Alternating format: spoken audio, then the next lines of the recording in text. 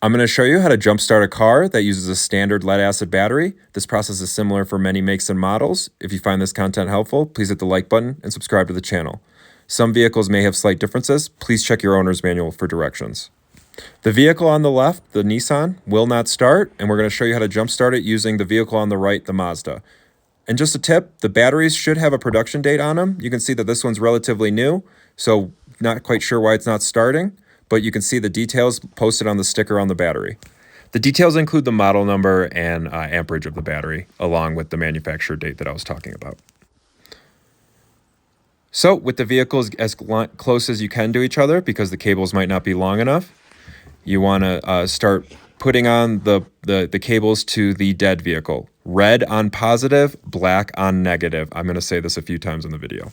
So with both vehicles turned off, no key on, we're going to hook up the jumper cables to the dead vehicle while the other end of the cables are safely kept on a plastic surface, non-metal surface. So we're going to hook up red to positive and black to negative on the donor vehicle with both vehicles' keys out of the ignition. Red for positive, black for negative.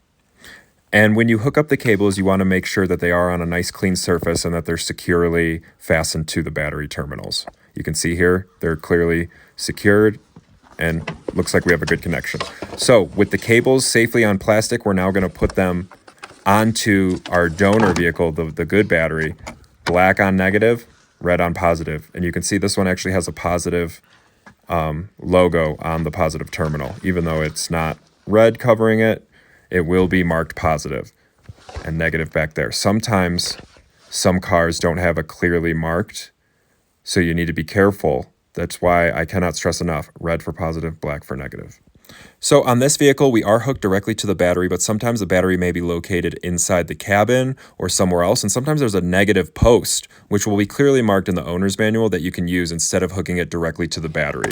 And usually in those cases, there will be an external positive post as well. So you can see here, everything's all hooked up, everything's secure. You know, we got just enough slack in these cables to make this work. Just make sure everything's good. Now we can try to turn on the vehicle. And it did not turn on. So I'm going to show you one extra trick that might help you out and get past this step. So just because it doesn't start doesn't mean it won't. We want to, with the dead vehicle's keys out, we turn on the good vehicle on with the cables attached. Now do not jump start the dead car yet. You just want to let this run for about 15 minutes, probably at most. You probably usually don't even need that long. If it's going to work, 5 minutes should be enough.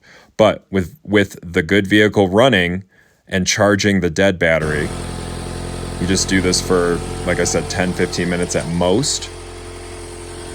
And then we can come back to the good battery and turn off the vehicle.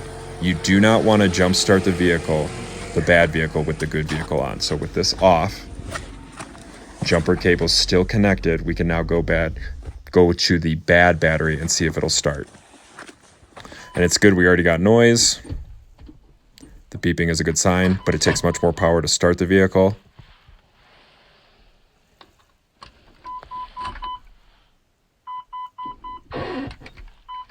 And there you go, that was enough to start the vehicle. So that's how you successfully jump start the car. And with it on, you want to leave the dead battery running for a little bit.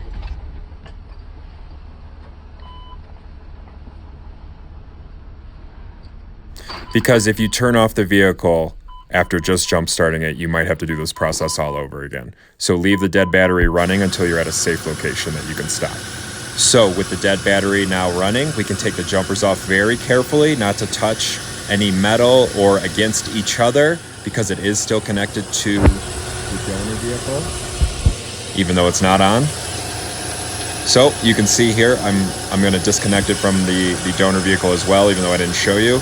And I'm just showing you the battery. And sometimes a sign of a bad battery is that it's swollen. It's kind of hard to tell, but the sides will swell out a little bit. And that's a sign of a dead battery. And now batteries usually last anywhere from 3 to 7 years, depending on quality. But a good thing to have is one of these jumper box in your truck. You don't need another vehicle. You just turn it on and you connect it the same way like you did the jumper cables.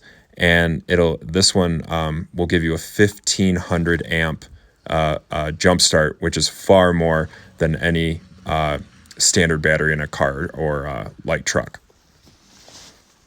This is a lithium ion jump start pack, so it is extremely light, holds a lot of power, and it even doubles as a air compressor if needed.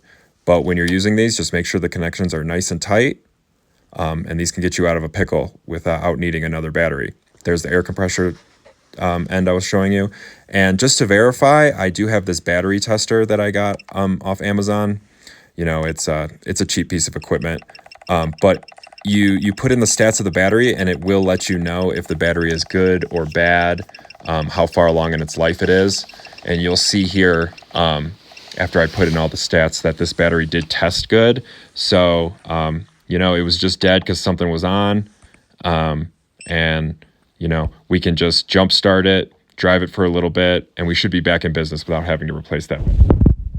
So if you have any questions, please leave a comment. Otherwise, hit the subscribe button. And if you have any questions at all or want me to make a different kind of video, please let me know.